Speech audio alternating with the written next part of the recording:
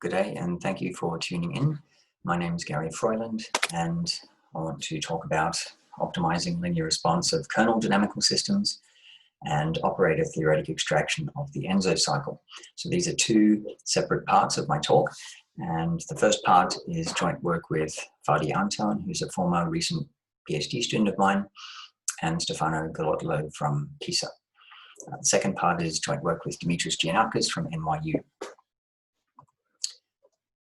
Okay, so part one, optimal linear response. So let me begin by saying, firstly, a little about what I mean by linear response.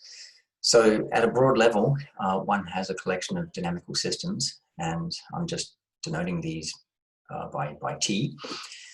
They're parameterized by some parameter delta, and I want to, I'm thinking about varying this delta, and there are various quantities that I could compute that are associated with my dynamics, and I want to ask how these vary with delta. So in particular, is there some kind of first order behavior in delta? Is there a derivative of quantities with respect to delta at delta is 0? Now the classic background for this, sorry about that, the classic background for this is coming from deterministic dynamics. So there, people would ask about the derivative of an invariant measure of a deterministic dynamical system. So in the uniformly hyperbolic case, you have either an absolutely continuous invariant measure or a Sinai-Ruel-Bowen measure. And one asks, if you perturb your system, does the SRB measure or the absolutely continuous invariant measure move in a at least differentiable way with respect to the parameter? So is there a derivative of the response of the invariant measure? So the classic results go back to Ruel, who looked at this in the uniformly hyperbolic case, and Vivian Bellady and many others have worked on cases where linear response is not present. So this is a pretty heavily worked field. I'm not going to go through the vast number of papers that are looking at these types of linear responses. I want to instead consider the question, which perturbation provokes a maximal linear response?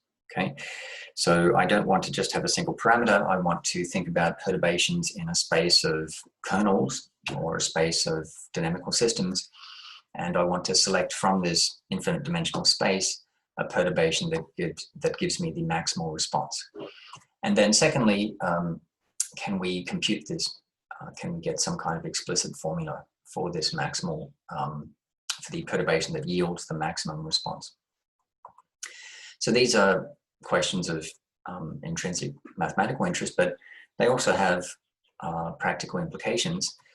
If you have a system and you want to establish the maximum sensitivity of that system to small perturbations, then you would like to know which are the perturbations that give you the maximal system response.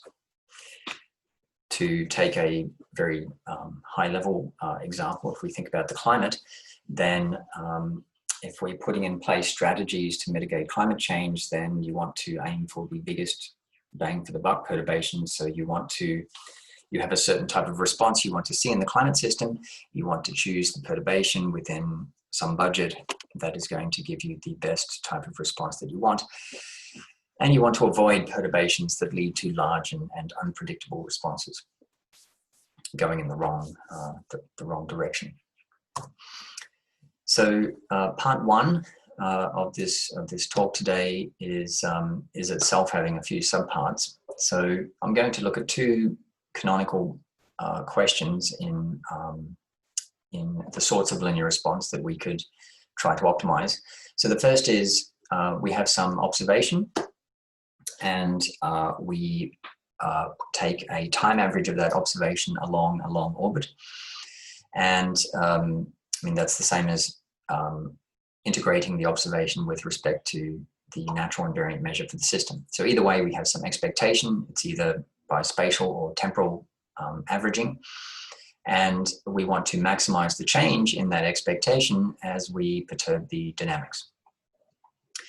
So there are two ways I'm going to look at this. The first is where I have a pure kernel dynamical system. So I have some stochastic kernel that is my dynamical system, and I'm going to perturb that kernel. The second type is I have in the background some deterministic map. That map is itself stochastically perturbed, so that generates for me some particular type of kernel. And now I want to think about how should I perturb the map to achieve this maximal linear response. And then I'm going to do both of these things, the kernel and the map perturbations, for a different question, namely maximizing the change in the mixing rate. So these kernel dynamical systems have associated with them a transfer operator. The second eigenvalue of this transfer operator is governing the rate of mixing. And I want to speed up that rate of decay of correlations or rate of mixing. And again, I'm going to perturb either the kernel, or if I have a map in the background, I'm going to ask about how I should perturb the map. Similar questions in this mixing rate have been asked in the fluid setting that I'm just briefly mentioning here. And I think Oliver Junge is going to talk about linear responsive coherent sets in his talk. Okay, so let's start setting things up. I have a family of stochastic kernels, K delta. These are just general L2 kernels. So X is my domain, and so the kernel is a function of obviously two variables. So it sits in L2 X cross X. My delta is going to be something small, so something near 0, and I can write it in this Taylor expansion, if you like, or first order expansion. So K delta is K naught plus delta times K dot. So my K dot here I'm thinking of as dk delta d delta, okay? And then I have some higher order terms. Now the K dot itself, this is what I'm going to look for. It itself is some L2 kernel. This is the direction I'm going to make a small perturbation in to get from K naught to K delta. Right, so associated with K delta is a transfer operator L delta, and this is just the standard thing you would do. So if L delta applied to some function f on my domain X is just the usual integration formula. And because I'm interested in this question about expectations of observations, I want to have an invariant density that I'm going to integrate against. And so F delta, I'm going to call the invariant density. This is the density that is fixed by L delta. Okay, now I'm going to need the derivative of L delta with respect to delta. So I'm going to want to have dd delta of L delta. In keeping with the dot notation, I'm going to call that L dot. And it's not too hard to show that this is given by the following expression where you place in here your K dot. Okay, so L dot is itself an integral operator. It's not a stochastic integral operator because this K dot is some signed, general signed function, but it is an integral operator.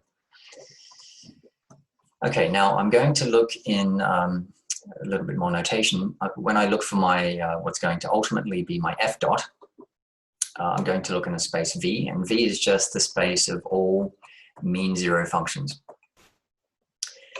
And one more technical condition, we're going to assume that if you pick one of these mean zero functions and you hit it repeatedly with the transfer operator, then it decays, its L2 norm decays to 0. Okay, then you can show that you have a linear response. So what this means is that there is some response function, R for response. The response of the expectation of some observation. Actually, sorry, here I'm just talking about the response of the invariant density. So the response of the invariant density as a function of K dot, this is denoted F dot, and that is simply the derivative of the invariant density F. That has the following formula. Okay, so if you know anything about linear response, you won't be too surprised by this formula.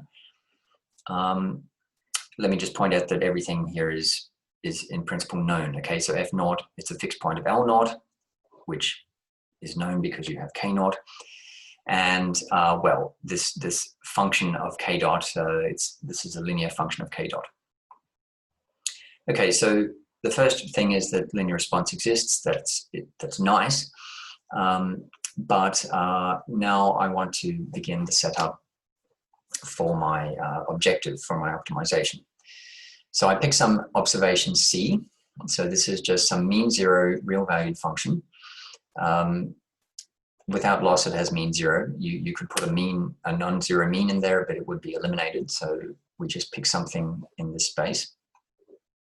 And then what we want to do is select a perturbation k dot so that we maximize the derivative with respect to delta of the expectation of C. Okay.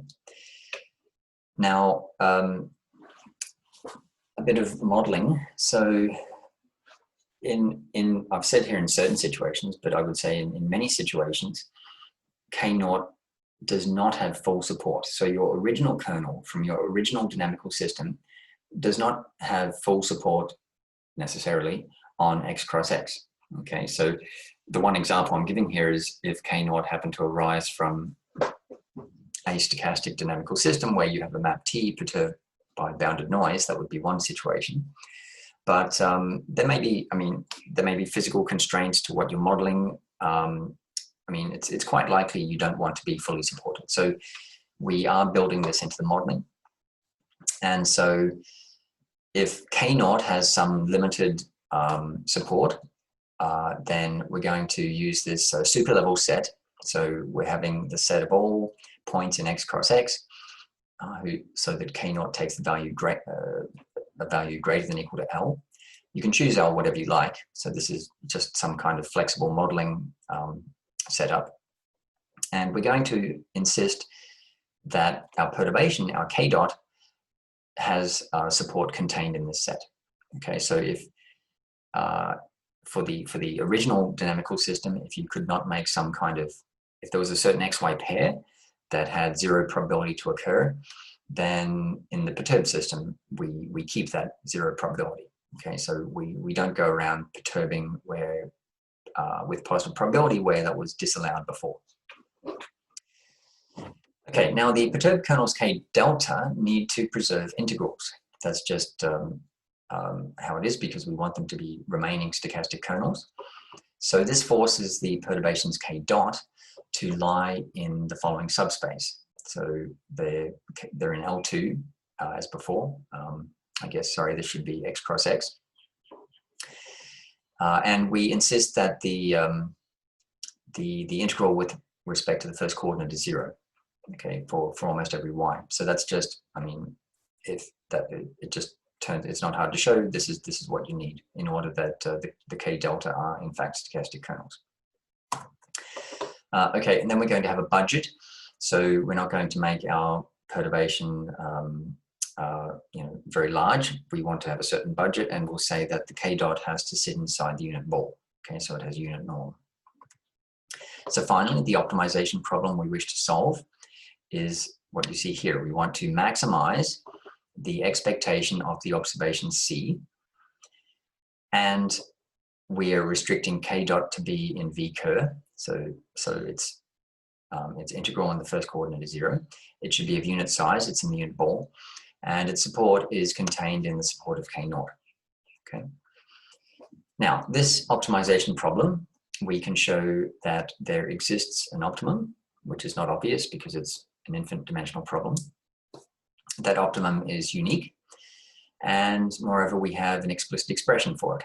So all that is contained in the theorem here. I've got 4 theorems that look very similar, so let me spend a minute to set this up. So F is the pairs xy where you get some positive probability of perturbation according to your original kernel. And Fy is simply the y fiber of F. Okay, so it's all x so that xy is in F. Okay, then this optimal k dot has the following form. Now, okay, it's not very obvious where this comes from, but I just want to point out that everything on the right-hand side of the equal sign is known. Okay, so I'm going to hand you a K0 and say, this is my original kernel system. So from that K0, you can of course build your L0, your transfer operator. That's just the integral operator using K0. The C, well, that's given by the problem. The F0, that is the fixed point of L0, so that is also computable. And I think I've covered everything now. So you know, everything on the right-hand side is given.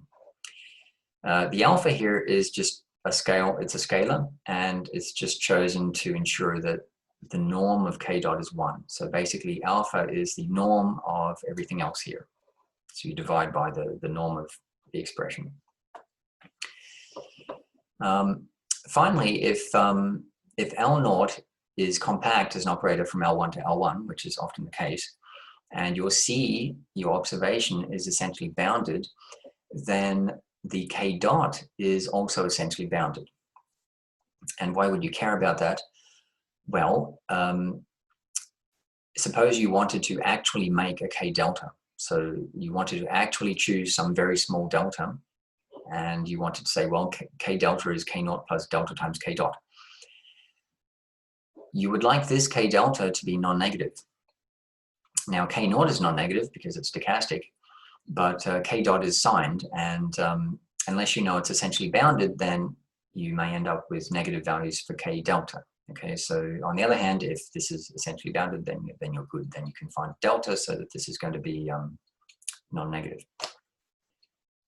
Okay, so an example. I want to make some plots of the optimal K dot, and since K dot is living in L2 x cross x, and I don't have too many, I only have 3 dimensions to work with. That means my x has to be dimension 1 if I want to make a picture.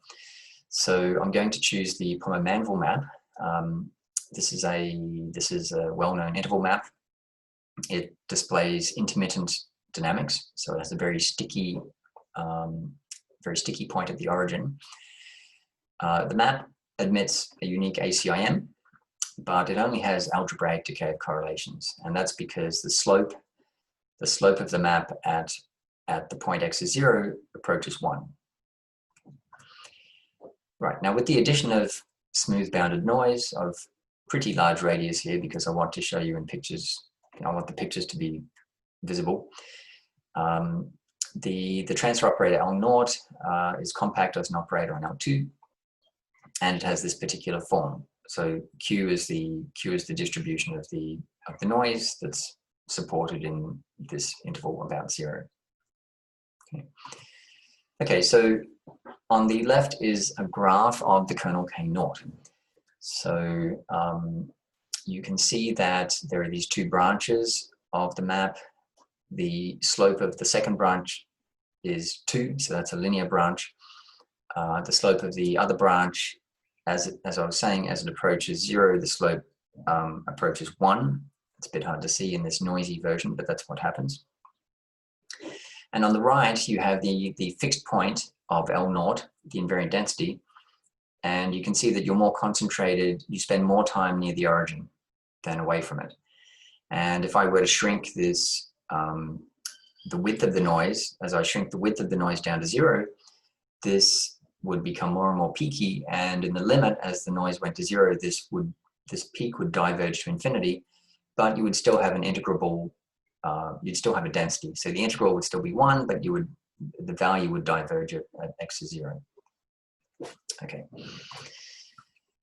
My observable, I just chose something pretty much at random. So I basically wanted something that was not obviously connected with the dynamics and something that was monotonically increasing, because if I have an observation that's monotonically increasing and I want to increase the expectation, then I want to roughly shift mass to the right, because the value of the function is greater toward the right, and I'm going to increase my expectation if I shift mass in that direction. So we had this formula for K dot, and well, I've plugged in numerical estimates of all these things on the right-hand side, and what you see here is a graph of the optimal perturbation K dot. Now, generally speaking, what you see is in any vertical strip, the red is above the blue. And red above blue means that you're pushing mass to the right. You're taking mass from the left and you're pushing it to the right. So that all makes a lot of sense from what I just told you about the observation function being monotonically increasing. There's one exception to that, and that's here at the pre-images of x is a half, and that's where you have blue above red. And the reason for that is precisely because you have this break in the map. And if you're a little to the left, if you map a little to the left of 1/2, that is in fact better, because at the next step you're going to map very close to 1 and pick up a very large observation value. If you're a little to the right, you'll get mapped towards 0 and you pick up a terrible, very low observation value. So it makes perfect sense that this switch occurs at the pre-images of 1/2. So everything makes sense here. Of course, the exact form, these wiggles here, this is not at all obvious, but this certainly makes sense from an intuitive point of view. Okay, now I want to move on to the mixing rate problem. And yeah, recall we have these integral operators L delta. Now they're compact, they have unit spectral radius. I'll assume that the eigenvalue 1 is simple, which is very likely the case for most k delta. And I'll also, for the purposes of the talk, assume the second largest eigenvalue that I'll call lambda delta is real. Now this is not really necessary. We can handle complex eigenvalues, but the formulae become 4 times as long, and so in order that I can fit the formula on the page, I'm just going to assume this is real. Let U delta be the corresponding eigenfunction. Let V delta be the corresponding eigenfunction of the adjoint. And now to increase the spectral gap and therefore the mixing rate, what I'm going to want to do is, let's assume this lambda delta is positive and real.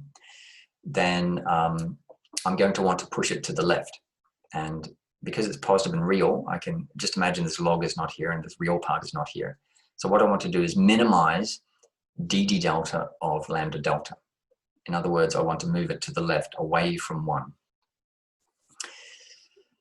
This log and this real part are here to handle the complex eigenvalues or negative eigenvalues. Okay, now for real lambda delta, you can you get a fairly simple expression for what this is in terms of the kernel, and here it is.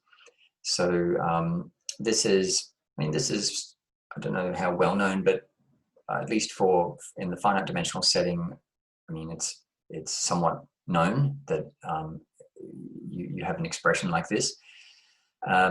We extended this to the infinite dimensional setting with kernels, and the ideas we're following are in the book by Hanian and Hervé. So the optimization problem we want to solve is the following. So I've replaced lambda naught with its sign because lambda naught is fixed. So for the purposes of optimization, we can remove it apart from the sign.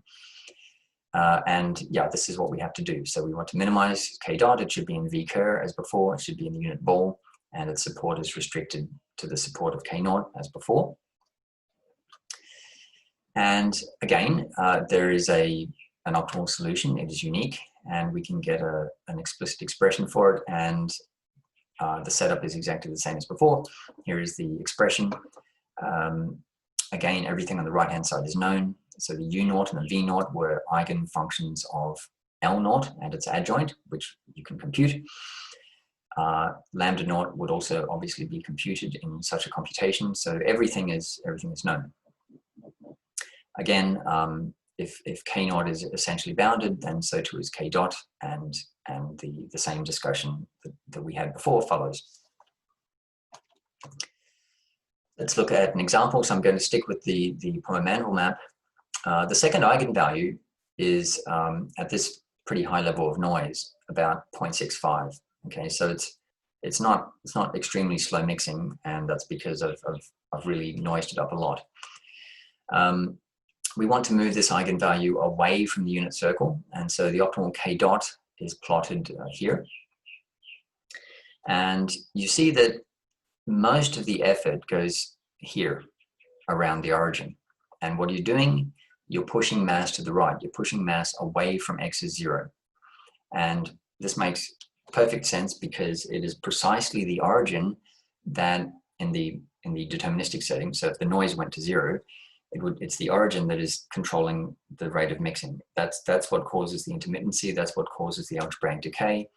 And even with this relatively high level of noise, it's still the origin that is controlling the mixing rate. So, pretty much all the effort goes in there. There is a little bit of effort over here, and again, this is related to pre-images and the fact you have a break in the graph. But most of the effort is put in here, as you'd expect. Okay. Now I want to move on to so what I've discussed so far is general kernel dynamical systems. You give me any L2 kernel and you can do all the optimization that I've showed you so far. Now I want to specialize a little bit and say, suppose I have a map and my kernel is going to come from a stochastic perturbation of that map. Now I have the same kinds of optimization problems, but I don't want to talk about optimizing the kernel because I may not be able to control that. Maybe all I can control is the map. So how should I perturb the map? So the setup here is I have some t measurable. I'm generating random trajectories by applying the map and then adding noise in some IID way according to some density q. So my transfer operator looks like this, and of course this q of x minus ty, this is a kernel. We can write this as k of xy, so it's just a kernel in a special form. Okay, now instead of having a family of kernels, I have a family of maps. So I have my t delta. It's going to be my original t naught, and then I'm going to add on delta times t dot, and t dot I'm going to think of as dt d delta, okay, or dt delta d delta. Yeah. And this t dot is going to be an L2 of x. So you can ask, well, since you have this, since you can write the kernel in this way, what would be the k dot in that case? And you can compute this. The k dot looks like this. So as you might expect, it involves derivatives of q, and there's a t dot in there as well. So now, using the formula we had before, L naught dot was an integral operator with k dot. I can just plug in this for k dot, and now, now I have my L dot written in terms of t dot, because everything else is fixed. The q is fixed, the t naught is fixed. Okay, if we want to talk about a response formula for the fixed point for the invariant density, then we can again say, okay, this f dot, which is df delta d delta, the expression we had earlier was exactly the same as this. All I have done is plug in this substitution here. So where I had a k dot, I'm plugging in this in here. And so now you have a response function in terms of t dot. Okay, so we have our two optimization problems again. And the first is I'd like to optimize the rate of change of an expectation of C. And well, the setup is essentially the same. My t dot is my perturbation now, and that is what should be in the unit ball. And we get that there is a unique optimum, and the expression for this optimal perturbation of the map is as shown here. Now, everything here is known. The C is known, the L naught is known. What is G? G is just a shorthand here, so it's an integral operator itself, and the kernel is a piece of what you saw before, this dq of x minus t naught. Okay, so everything here is known. Q is known, so G is known, yeah? So this is all in principle computable. And furthermore, the t dot is essentially bounded, okay? Well, I'm not going to, in the interest of time, I'm not going to show you a numerical example for that, but I will for the next optimization problem. So let me move on to the rate of mixing.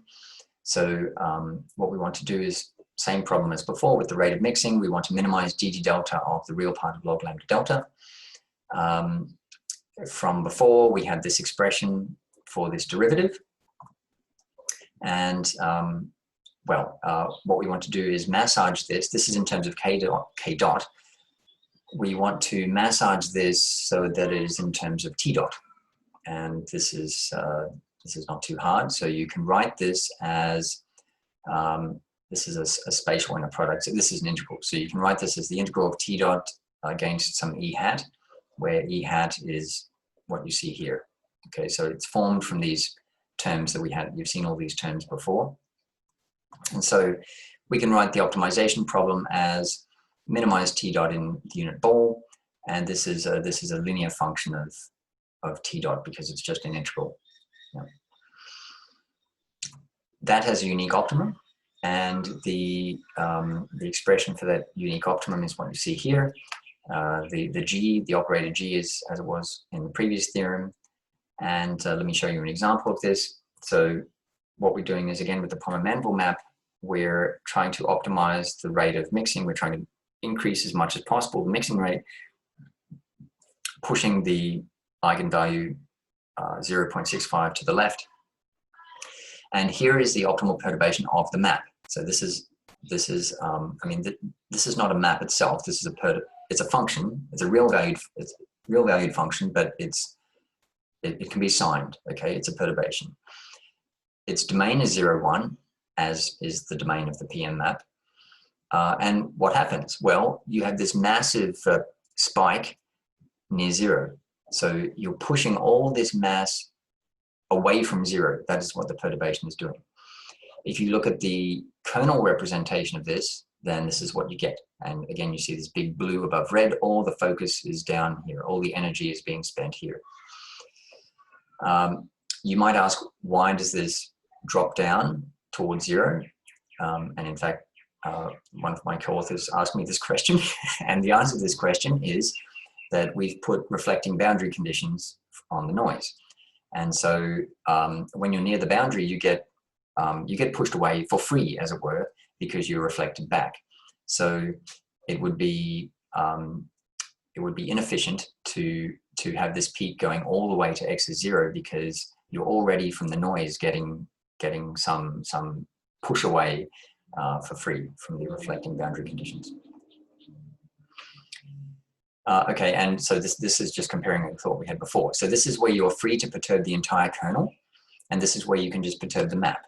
And of course, the form is basically the same. You push mass away from the from x is 0, but here you can do it in a more general way. Here you are restricted because all you can do is perturb the map. Okay. All right. So summary of part 1. We considered some canonical optimization problems that are connected with kernel dynamical systems. So we could either run our dynamical system from a general stochastic kernel, or we have a kernel arising from stochastic perturbations of some deterministic map. And in each case, we considered the problems of what are the perturbations that yield a maximum linear response. And we have these two canonical problems of long-term average of an observation and rate of decay of correlations. And so in each case, using these two types of perturbations, we showed that you get a unique optimum, and you can get an explicit expression for this unique optimum. And yeah, as I mentioned, I mean, I think this has many practical uses, because what it allows you to do is to search the infinite dimensional space of kernels and maps and pick out those that push the system in the direction that you want to go. So you specify the direction you want to go, and it tells you with this budget, what is the perturbation, which way should you move the system.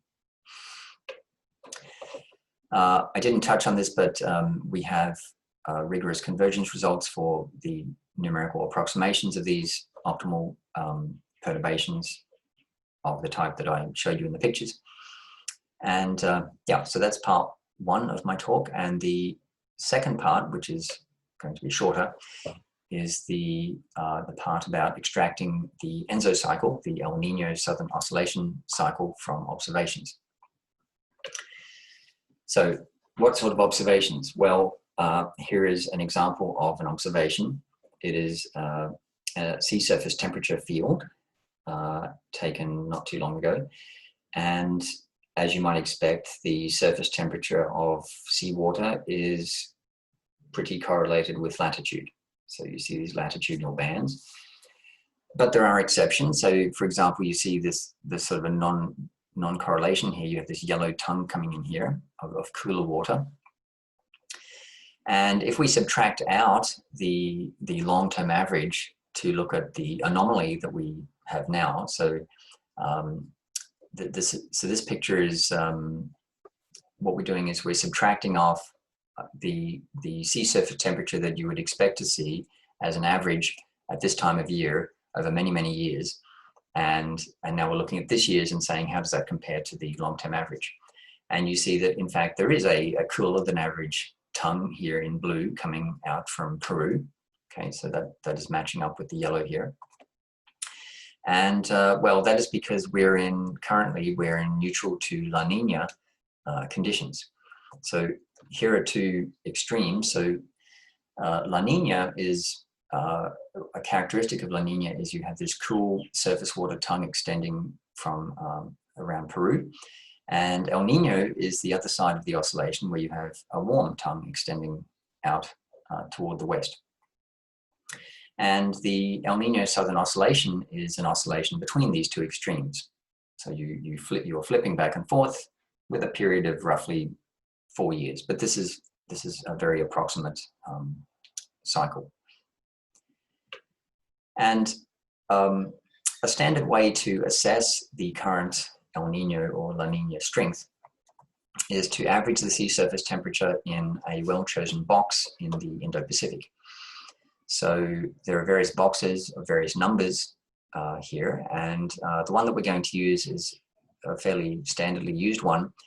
It's a combination of the Nino 3 and the Nino 4 boxes called the Nino 3-4 box. It's the one in red here. And what you do at every timestamp, you make a spatial average of the sea surface temperature inside this rectangle. And that gives you a number. And then if you plot those numbers versus time, as in this chart here, you oscillate from negative values to positive values. So this is again the anomaly. So subtracting off a long-term baseline.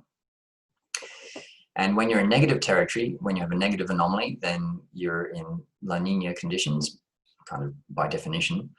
And when you're in positive territory, then you're in El Nino conditions. This plot on the right shows the very recent up to 5 years. And you see that what looks like here, it looks like we're currently in El Nino conditions, but in fact, in recent days, we have dipped down below into La Nina conditions, which is consistent with the images I just showed you on the previous slides.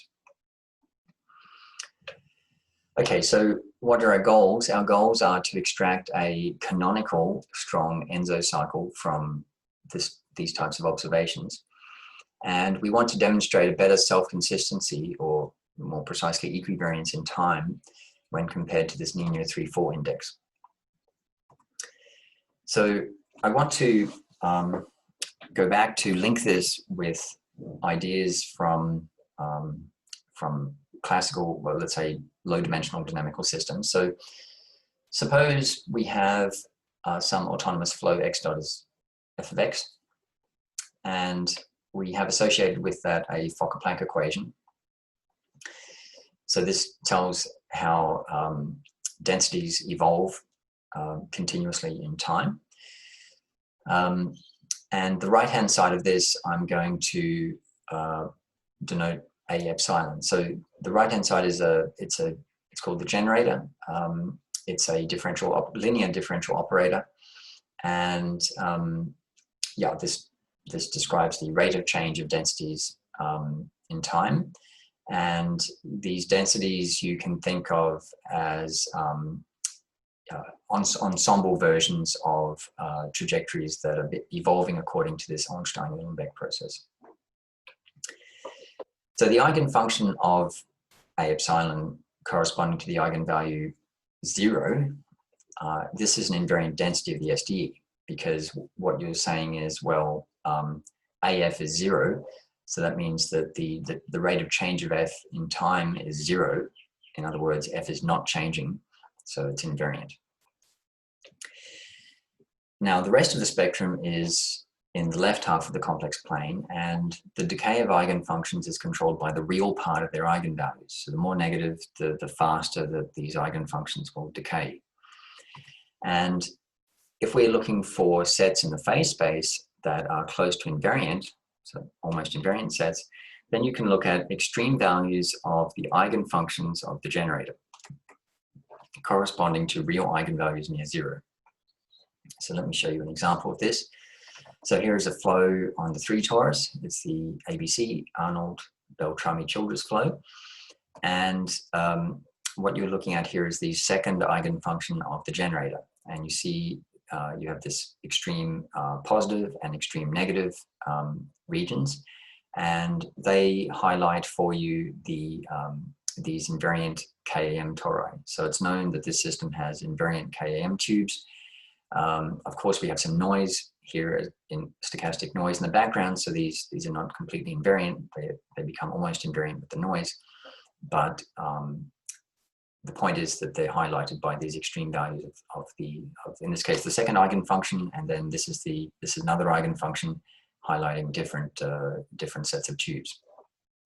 Okay. All right, and you can link the escape rate from these almost invariant sets to the eigenvalues. So suppose that our generator has a real eigenvalue lambda, necessarily negative, and its corresponding eigenfunctions f, then we can look at the positive and negative parts of that eigenfunction. So these are the parts of phase space on which that eigenfunction takes positive and negative values.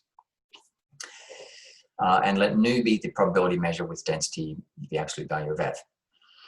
Then the escape rate from A plus the escape rate from A minus is equal to lambda. So both these escape rates are negative. Okay, so they're not cancelling out here. They're both contributing. And what do I mean by escape rate? I mean that if you look at the probability that you start in A plus and then at some time t later you are no longer in A plus, so that probability conditioned on the fact you started in A plus, this is something that's going to, this is a fraction between 0 and 1. It will start off close to 1 and then it will start to go down. And the rate at which that goes down, that's the escape rate. Okay. So if this lambda is negative but close to 0, then that rate of leaving is very slow. And so these sets are almost invariant because it takes a long time for trajectories to escape from the sets. If our lambda is complex, then we can use either the real or imaginary part of this complex eigenfunction, and we would in that case get an escape rate of alpha.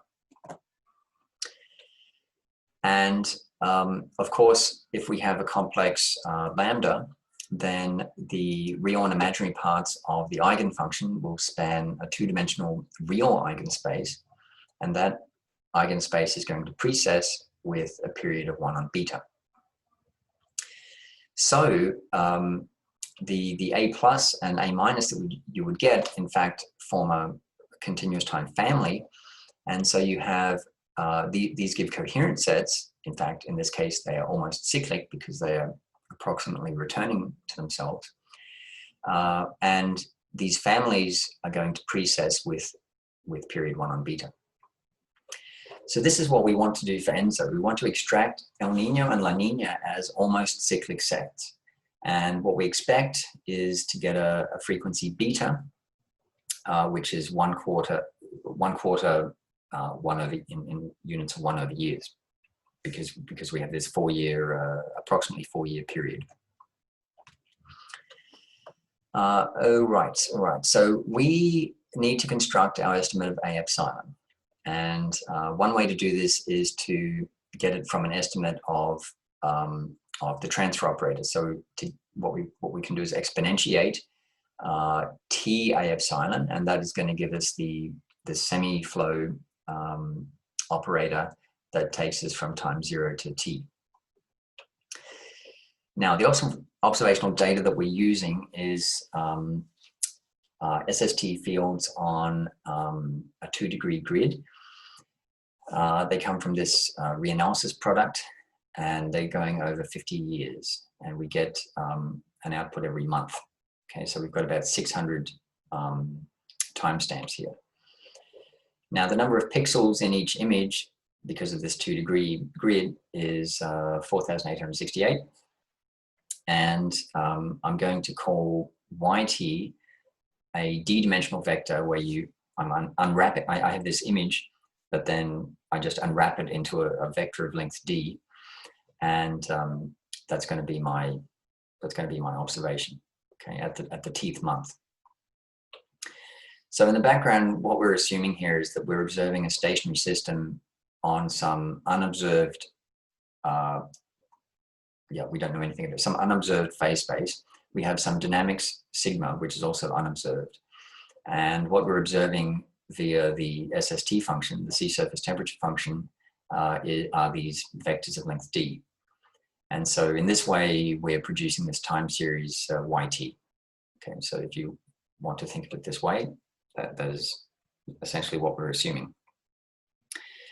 Now, to improve the state estimation of the unobserved system, we can create a Tarkin's delay vector, and it's probably a good idea to do that I'm calling bold YT. So what I'm doing is making a vector delaying these YT by some amount. So I'll call that bold YT. And then the shift on that set of delayed vectors is, I'm going to call that bold sigma. Now, from this, we want to construct our P epsilon tau. So I want to push forward tau units of time. I could do this as a kernel kind of construction. So this would be, this is compatible with what I was doing in the first part of the talk, where I had a map. So I had a map T, capital T in the first part of my talk, but now my map is sigma to the tau. But otherwise, this is equivalent to what I was doing.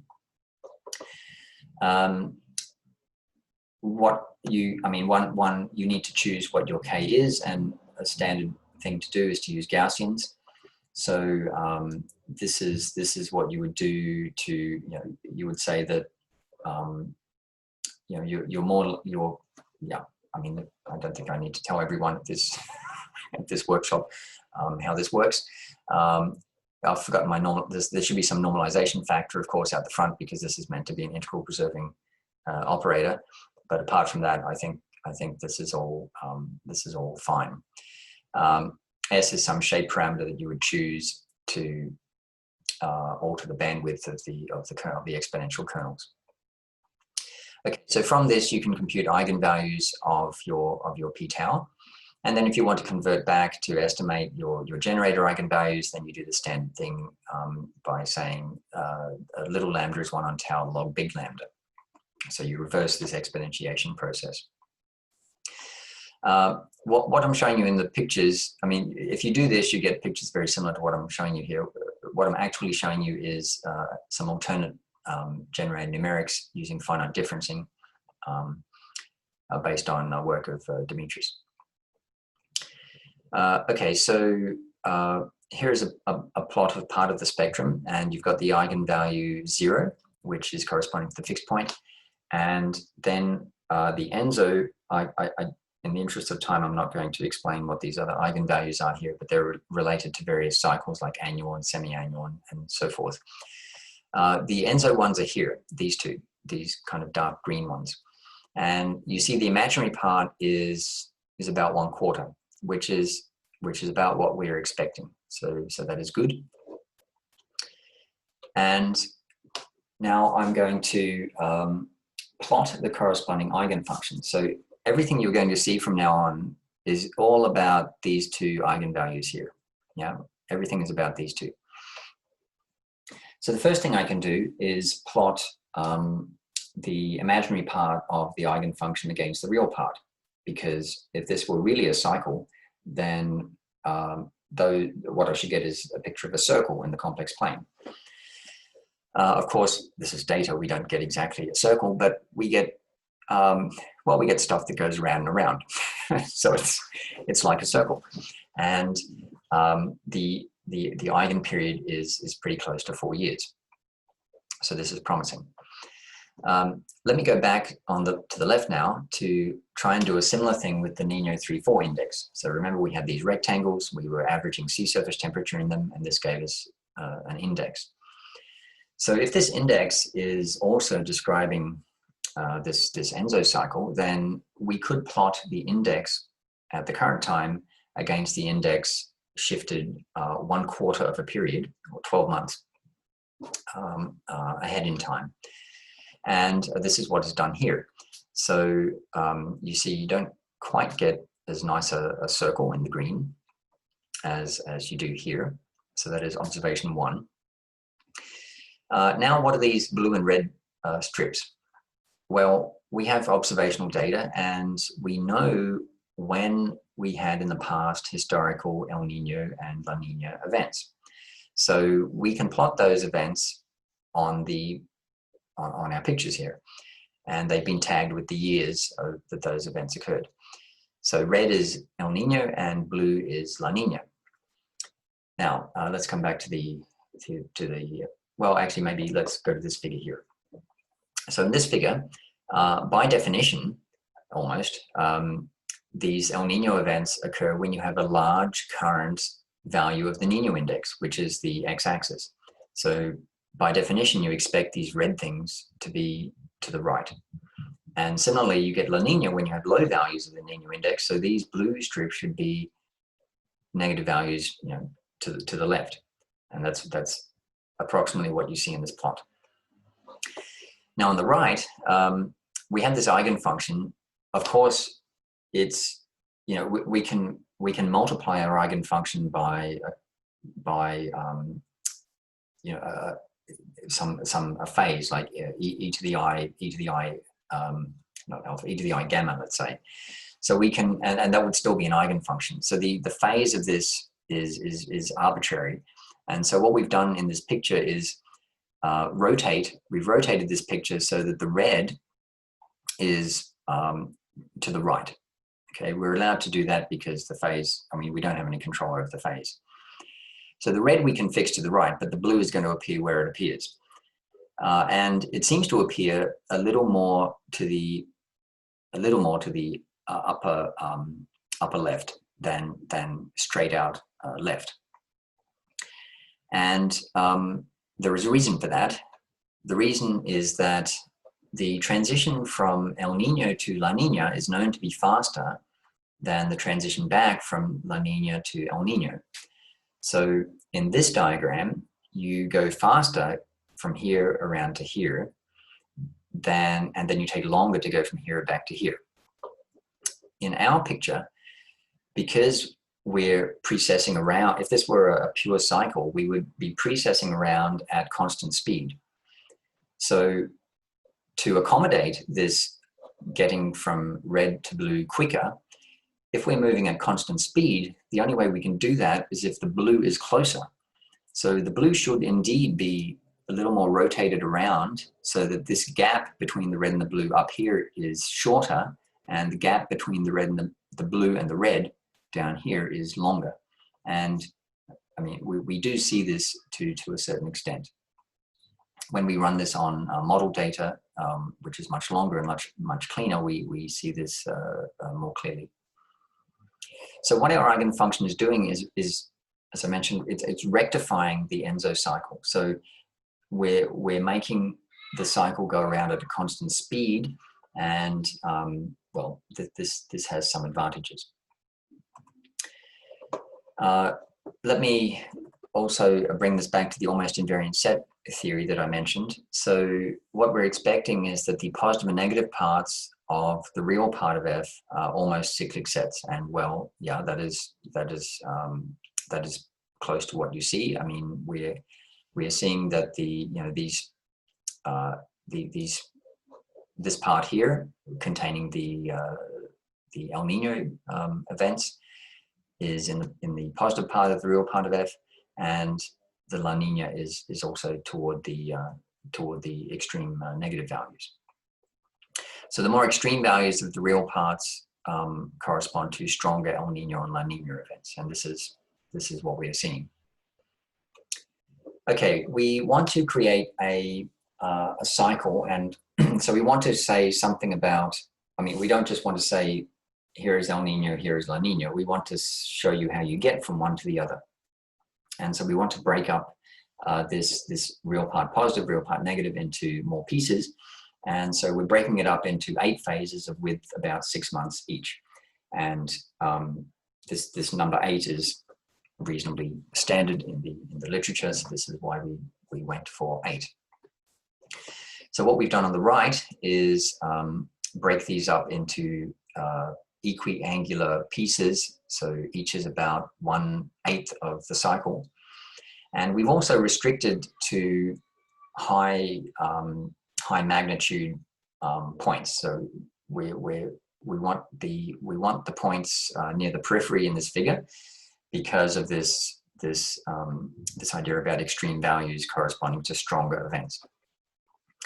And we do the same thing for the lagged Nino 3-4 index. So again, we break this up by angle as we go around, and we restrict to the periphery of this diagram. Okay, so once we've done that, then we can say, how do these advance in time? So each one of these things is some historical time.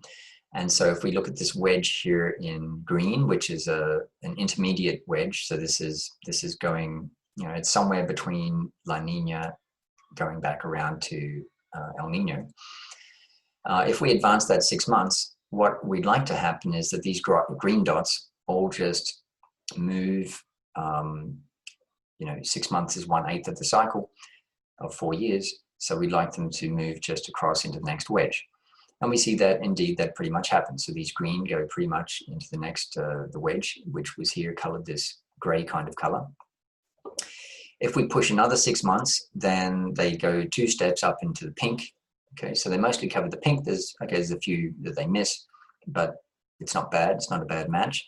And if we push another 6 months to go 18 months ahead, then we want them to cover these green, and they do pretty much, although there are some that are not covered, and so on. Okay, so we have this nice equivariant behavior of these phases or wedges.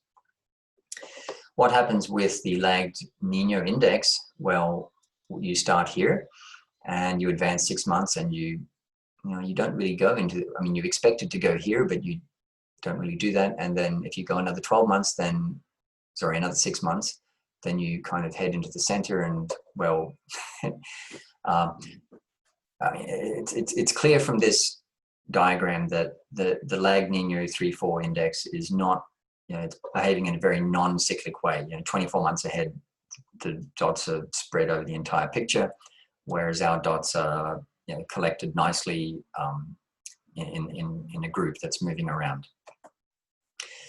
So in terms of this self-consistency, our representation of ENSO seems to be far superior to the Nino 3-4 index. Okay, we can make a picture, if you like, in SST anomaly of our ENSO cycle. So what we can do is, let me go back to this. So we have these 8 wedges. Each one of these points here corresponds to a sea surface temperature anomaly field from the past. So what we can do is, looking at these red, which are this is the strong El Nino according to us, we can average all of the SST fields that correspond to all of these timestamps. And so for each one of these wedges, the red, the green, the black, and so on, we can get a single, for each one, we get a single averaged SST anomaly field. And that is what we did here. So there are 8 of these things. So this is phase 1, 2, I'm sorry, the ordering is a bit strange. Then up here, 3, 4, over here 5, 6, 7, 8. Okay, so the phase numbers are written here on the left. So in phase 1, that is our strong El Nino. You see this very clear warm water tongue that I mentioned earlier. Then that weakens a little bit, and earlier in the phase, so not at the halfway point do you see La Nina, but you see La Nina a bit earlier, because remember I was saying that La Nina is a little earlier in the cycle. It's not exactly halfway around. So already here you're getting the cold tongue, and then you have a well-developed cold tongue. So this is La Nina, and then you're heading back in the opposite direction. It's gradually warming up, and you have this warm tongue here, which then gets very strong in our ENSO phase. So we have this nice progression from through the cycle of ENSO, and you see in the background here in the green, this is the wind field. So we can, of course, because this is historical data, we can do the same averaging for the wind field, and what the wind is doing is also consistent with the El Nino and La Nina phenomena. Okay, so that is my talk. Let me summarize the second part. So we were able to extract what we think is a good canonical ENSO cycle from the sea surface temperature observations historically over the last 50 years. Our ENSO phases are much more cyclic than those based on the standard Nino 3-4 index. And because of our rectification of the cycle, so we're proceeding around at constant speed, we get more resolution actually in the transition back from La Nina to El Nino, which is a difficult to characterize transition. Using these phases, we can not only create phases of sea surface temperature, but also, as I showed you, wind speed and direction, and other things like surface air temperature and precipitation. And these alternate measurement phases also match well with expected ENSO events. So that is some additional evidence that what we're doing is not stupid and is reasonable. So for these reasons, we argue that our phases are a more correct way of characterizing the ENSO cycle. And thank you for your attention.